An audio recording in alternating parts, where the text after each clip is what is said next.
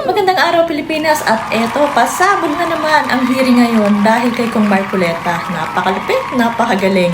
Ibang klase, nakita nyo na talaga namang halos mamutla at natulala si Soto sa si Lacson dahil yung plano nila na pag-cover at parang wag idamay si Saldico at si Martin Romualdez ay gumuho na naman. Kasi nga, may lumabas na naman na na witness na napakatapang. Ngayon, saludo sa kanya ang karamihan. Siya, ano ba yun? Mariners yun, di ba? Marines. Kaya ang tapang. Kasi nga, kumakalat ngayon yung mga videos na, di ba, ang mga witness ay katulad ng mga Diskaya, sila Bryce, tapos yung iba pa, nag-aano sila ng witness protection program. Siya hindi, ayaw niya kahit yung parang tulong ng Senado para sa kanyang safety, hindi na raw niya kailangan kasi kaya daw niya ipagtanggol ang kanyang sarili. O, di ba? At ang lupit ng nito, signed affidavit ang sabi nga dun sa yung binasa niya yung sinabi niya. Kasi ang talagang alam niya yung mga lugar, kung kailan, ilang beses sila nagdadala ng pera kay Saldico at kay Martin Romualdez. Grabe, akalain mo? 3 times a week? Tapos 6 to 8 na maleta na punong-puno ng pera ang binibigay dun sa mga taong yun. Naku po. Talagang, alam nyo, sabi ko nga dun sa mga post ko dun sa page ko, kulang ang kulong. Parang nakakasama ng loob kung makukulong lang tong mga taong to. Alam mo yun? Alam mo yung isipin mo pa lang na yung mga perang yun na dapat kahit papano ay guminhawa man lang, nakapagbigay man lang sana ng ginhawa dun sa mga naapektuhan ng baha, di ba? Na talagang pinera nila para sa mga sarili nila. Grabe, ang sisiba, walang kabusugan. Akalain mong sobrang daming pera nun.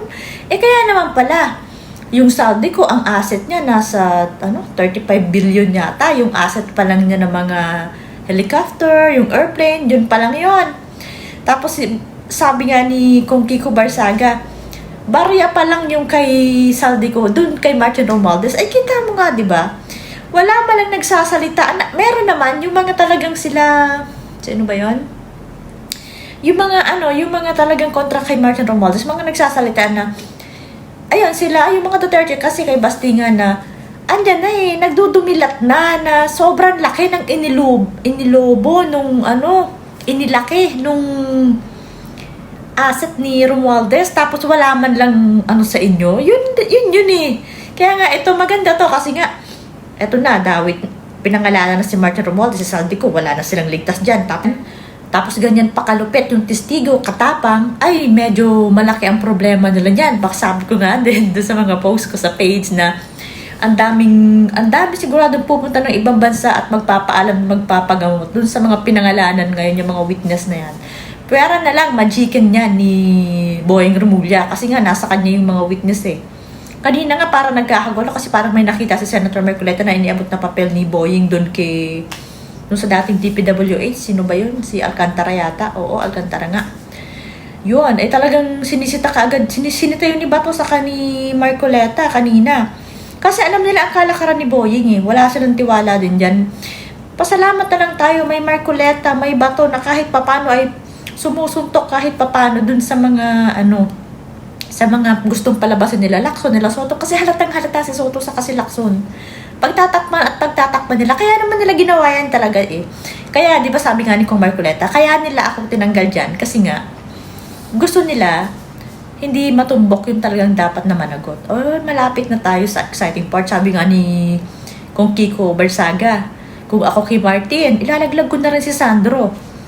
Yun, para damay-damay, nakabuti yun para lahat sila, di ba? Hindi pa nga yan pa lang yun ang dami pa nilang ginawa siguradong kalokohan na siyempre pagtatakpan. Pero may pipiyok at pipiyok dyan kasi nga panahon lang naman yan, nakikita mo kapag mawala yan sa pwesto, nako, siguradong ang dami tambak ng kaso yung mga yan. So magandang nangyaring to, kaya nga lang lahat na ay dyan nakapokus. Yung mga ibang kailangang yung ibang issue hindi na bibigyan ng pansin. At narito ang mga komento mula naman sa ating mga netizens. Mapapamura ka lang sa kawalang hiyaan ang mga hinayupak na yan. Di yata't hindi alam ng Pangulo yan. Ginagawa nila. Sino maniniwala? O, diba? Kahit anong paglilihis nila at pagtatakip nila na hindi alam ng Pangulo yung nangyayari yan, imposible. Kasi nga, ang sinasabi ng iba, ipinagmalaki mo nga yung flood control tapos hindi mo alam na ganun kalaki yung budget, di ba? Alam mo talaga yan. Ako kahit anong pagtatakip hindi ka makakaligtas dyan, Marcos Jr. So ito pa. Ito klaro na at maliwanag pa sa sikat ng araw dahil siya mismo.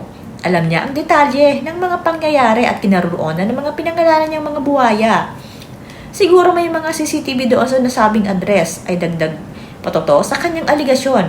Pero bakit ang bagong Senate President at bagong Blue Ribbon Committee ngayon hindi pa rin naniniwala na si Saldico at Martin Romualdez ang kasagwat sa korupsyon sa nasabing issue? Siguro mayroon pang mas mataas sa dalawa na pilit pinagtatakpan ng mga protector. Ay, totoo yan. Yan dalawang yan, talagang may pinagtatakpan yan. O kasabi nga ni Jason Sa, hindi daw naman siguro takot or pinagtatakpan. Baka wala lang ding bayag kasi nga madumi din sila. O, di ba? Baka sangkot din sila kaya ganyan ang style ng dalawang yan. Yun naman ay sabi-sabi lang ni Jason Sa, di ba? So, eto pa. Ayan na, naglalabasan na. Marami ng ebidensya. Kailangan panagot ang mga malalaking taong gaya ni Martin Romualdez at Saldico. At yung pinakapinuno, malamang sa malamang, ay yung presidente ng ating bansa. True. At may alam yan. Tama ba? Hinala ko. Totoo. Hindi pwedeng hindi mo yan alam, Bibi. Ang wag mong na pinagloloko ang mga tao. Ikaw yung pumirma ng budget eh. Ang dami mong mga enter, ang laki-laki ng fund mo. 'Di ba? Tapos wala kang alam, napaka-imposible. Hindi mo matatanga ang mga tao niya sa mga pa-style mo na 'yan. Pagtatakpan ka, oo, pero lalabas at lalabas din 'yan. Sabi nga ni kung Kiko Barsaga, aba, ay kung nabuking ka na rin lang naman Romualdez, ay isama mo na, ilaglag mo na si Sandro, parang ganun, o, 'di ba? May pinuno talaga 'yan. Si BBM at si Lisa daw ang sabi yung sabi-sabi lang naman. Pero tingnan natin, lalabas at lalabas naman yan eh. So, ito pa. Doon pa sinabi ni BP Sara na ang pera ng Pilipinas ay hawak lang ng dalawang tao. Si Saldico at Martin Romualdez, pero walang naniwala. So, ngayon, vindicated si Sara. Kung bakit kasi ayaw nalang maniwala sa mga Duterte, maraming galit. Kasi hindi sila makakupit o totoo. Talagang hindi, kahit anong sabihin ng mga Duterte, hindi pinaniniwalaan. Ang media naman wala tayong naasahan kasi hawak nga ni Martin Romualdez. Kanya na halos lahat. Diba? Hindi yan ibabalita. At saka walang pumansin, akalain mo, Vice Presidente ang nagsalita. Walang pumansin, walang malang investigation. Samantalang yung mga, kung anik-anik lang, diba? Talagang pa-iimbestigahan yan, lalo na sila Rizon Tiberos. Basta't laban sa mga Duterte, pa-iimbestigahan niya yan. Ganun sila kawalang hiya, ganun sila kamakasarili. Hindi talaga sila para sa bayan, sa totoo lang. Kaya, huwag silang mag-inarte. So, ito pa. Nung binanggit ni Orly Gotesa yung Malacanang sa Aguada na nag-deliver din sila, ay biglang pinutol ni Senator Lacson at nagtanong pa ng iba. Halatang halata, nasira ni Senator Marcoleta ang script, stick to the plan nila ni Senator Soto. O, ayan, di ba? Halata nga kasi nung may binanggit nga siya, alam kasi yung mga lugar talaga na pinagdadalahan nila ng pera. Sumingit si Lacson kasi may, tapos kunyari may tinanong siyang tao.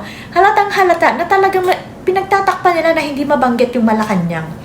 Yun eh, pinagtatakpan nilang masyado. Pero hindi nyo maaano yan ng matagal na panahon. Kung ganyang may lumalabas, kita nyo eh.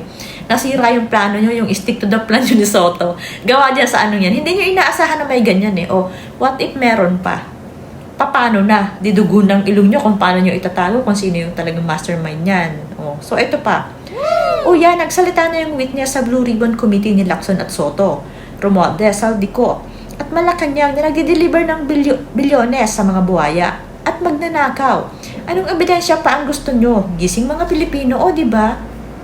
Ayan na, Ang linaw-linaw ng mga sinasabi niya. Kita mo kasi dun sa mga nagsasalita kung talaga nagsisinungaling eh.